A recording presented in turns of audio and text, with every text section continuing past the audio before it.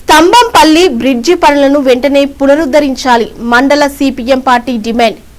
రాజన్న సిరిసిల్ల జిల్లా బోయిన్పల్లి మండలం స్తంభంపల్లి గంజివాగు మధ్యలో ఆగిపోయిన బ్రిడ్జి పనులను వెంటనే చేపట్టాలి.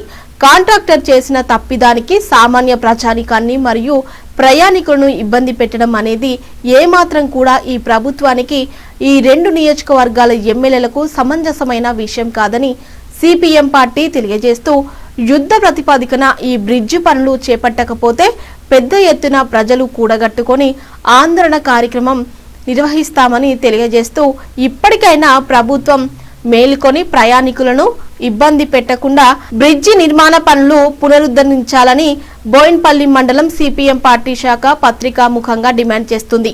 ఈ కార్యక్రమంలో బోయిన్పల్లి మండల సిపిఎం పార్టీ మండల కన్వీనర్ గురిజాల శ్రీధర్, జిల్లా రైతు సంఘం అధ్యక్షుడు రామంచ అశోక్, మండల నాయకులు కుడుకల గిరిబాబు తదితరులు పాల్గొన్నారు. మట్టిలో పుట్టి దేశానికి రైతే రాజు అన్నట్లు రైతులను గుర్తించి నేడు రైతు దినోత్సవం రోజు సన్మానం చేసి రైతులను రైతు దినోత్సవం ఇలా జరుపుకోవడం ఆనందంగా ఉందని అన్నారు.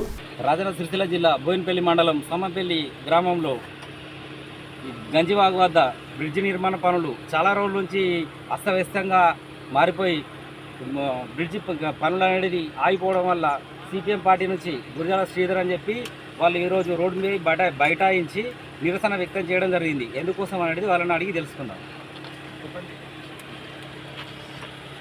గత టీఆర్ఎస్ ప్రభుత్వంలో ఈ స్తంభంపల్లి బ్రిడ్జి నిర్మాణాలు చేపట్టి మరి 1,80,00,000తో నడిచిన ఈ పనులను మధ్యలో కాంట్రాక్టు చేసిన నిర్లక్ష్యం వల్ల మరి ఏం జరిగిందో తెలియదు, కానీ తనకి బిల్లులు వచ్చినాయో తెలియదు, కానీ మరి ఆ బిల్లులు రాకపోవడానికే ఇవాళ ప్రయాణికులకు పెనుశాపంగా మారింది.